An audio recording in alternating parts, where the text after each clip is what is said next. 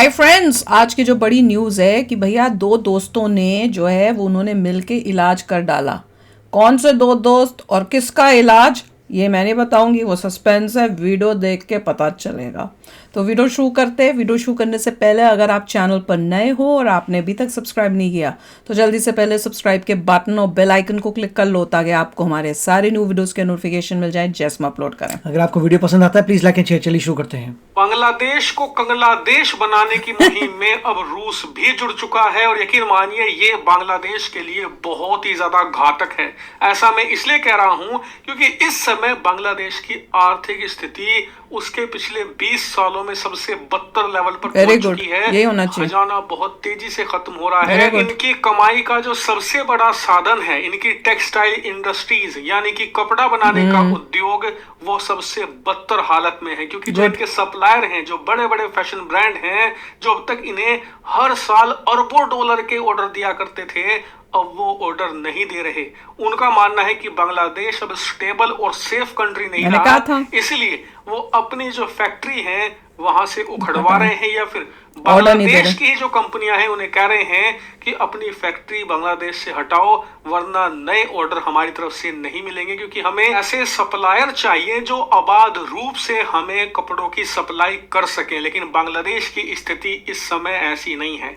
इसी वजह से ये कौन सी जगह है? बांग्लादेश की कमाई का साधन है वो बहुत तेजी से खत्म हो रहा है और ये बात अब 100% तय हो चुकी है कि बांग्लादेश एक भयानक आर्थिक संकट में फंसने जा रहा है। लेकिन शायद ये अब से 1-1.5 साल के बाद होती तबाही, लेकिन भारत और रूस की तरफ से दो ऐसे कदम उठाए गए हैं कि अब ये कुछ महीनों के अंदर ही होगी। हो सकता है कि इस साल के अंत से पहले भी हो जाए। और इसके पीछे हैं भारत और रूस के दो फैसले। कैसे? आपको याद होगा, आपसे कुछ दिन पहले मैंने आपको बताया था कि भारत की बिजली कंपनियां अब तक बांग्लादेश को सस्ती और उधार की बिजली दिया करती थी।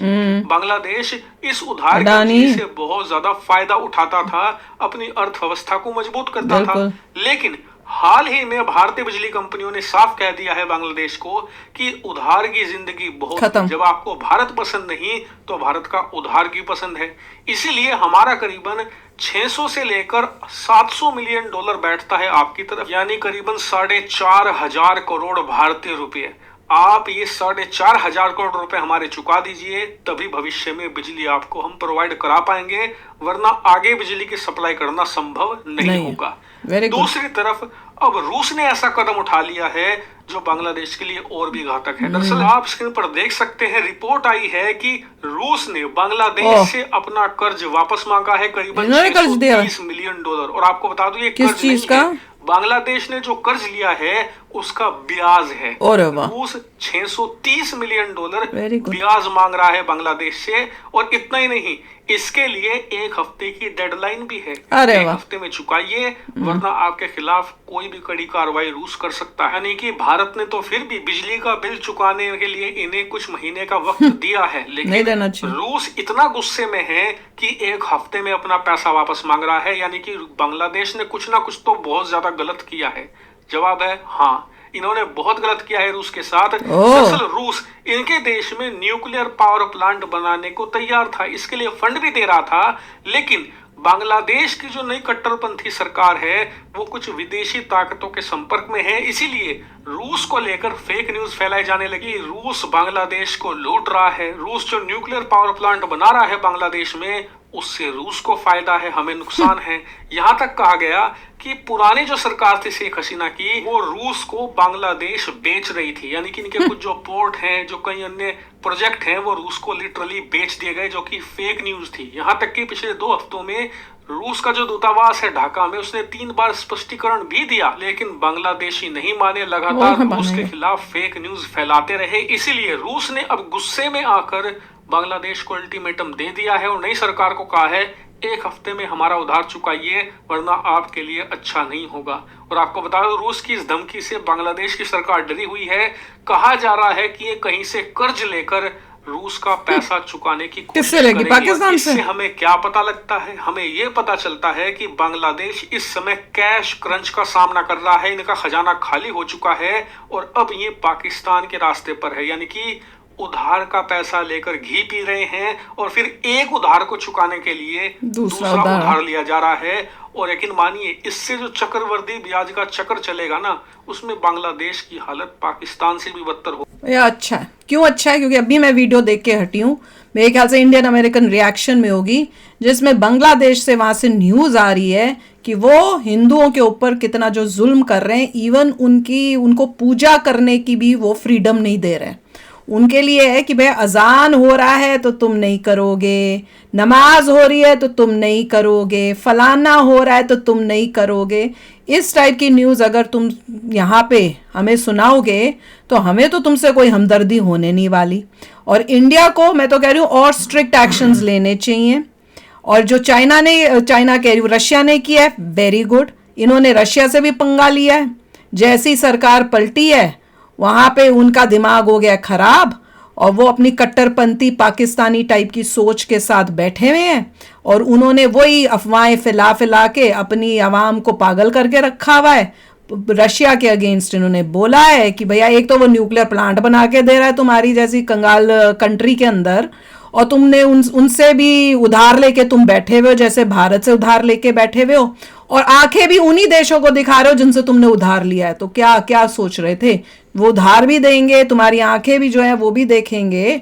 तो अब वही नतीजा हो रहा है। यहाँ से भारत ने जो है उसने रस्सी खींचनी शुरू कर दी है, वहां से रशिया ने खींचनी शुरू कर दी है। पैसा बांग्लादेश के पास है नहीं, कहां से देंगे उधार? अब कह रहे हैं उधार के लिए उधार लेंगे, पर उधार के लिए उधार कहां से लेंगे? पाकिस्तान से। जाओ मांग लो पाकिस्तान से। देखिए, इसमें दो बातें। पहली बात तो ये है कि अगर कोई भी मुस्लिम मेजॉरिटी कंट्री है तो वो सेक्युलरिज्म हटा देती है। हटा देती है। आप अपनी हिस्ट्री में देखिए कि जहाँ पर भी मेजॉरिटी इस्लाम है वो कहते हैं कि हम इस्लामिक कंट्री हैं और किसी रिलीजन का हमारे कंट्री में ज़्यादा नहीं हो सकता। That's how it is. तो एक लर्निंग है। जहाँ पे वो माइनॉरिटी हैं दे आर ओके कि सेकुलर है, मगर जब वो मेजॉरिटी बन जाते हैं दे आर क्लियर कि बस यही एक रिलीजन होगा। दूसरा जो बात कर रहे हैं कि इलेक्ट्रिसिटी के बारे में अदानी जी जो भी कर रहे हैं, अगर आप बांग्लादेश में देखें तो उनके अपने कितने पावर प्लांट है, इस पे क्वेश्चन आता है कि यार उनके पास कुछ पावर प्लांट है भी है, नहीं भी है। नहीं हो। और अगर आप देखें पता लगेगा उनके 175 पावर प्लांट्स हैं खुद के। तो वो जो भी है, क्योंकि वो खुद के पावर प्लांट्स हैं, वो अच्छी तरह से मैनेज नहीं कर पा रहे, ढंग से नहीं चला पा रहे, और उनकी डिमांड जो है ज़्यादा है देन उनके जो खुद के, इसीलिए अदानी जी से इलेक्ट्रिसिटी आती है। तो इवेंचुअली ये है कि बांग्लादेश IMF के पास जाएगा, गया तो 10 सुनने में तो मिला था, वहां से पैसा लेगा, अभी तक तो नहीं मिला। चाइना से पैसा लेगा। तो कंट्रीज का एक स्टाइल होता है ऑपरेटिंग का, वो पाकिस्तान से उन्होंने सीखा है कि वो मांगना शुरू कर देंगे और मांग के आगे चलते जाएंगे। जैसे अभी तक जो पाकिस्तान बैंकरप्ट नहीं हुआ है क्योंकि वो मांगने में बहुत शातिर है। ये भी हो जाएंगे तो मांग के वो अभी तक की बैंकरप्ट नहीं हुआ। वही टेक्निक ये सीखेंगे पाकिस्तान से कि मांग के काम चलाएंगे। देखते हैं। तो चलो आप भी शेयर करना अपने थॉट्स। चलते हैं, मिलेंगे नेक्स्ट वीडियो में बहुत ही जल्द। Till then take care and bye bye. तो अगर आप मेरे इस चैनल पे नए हो तो जल्दी से सब्सक्राइब के बटन को हिट करो और बेल आइकन को क्लिक करो ताकि आपको मेरा जब नया वीडियो मैं लगाऊं आपको उसके बारे में जल्दी से पता चल जाए।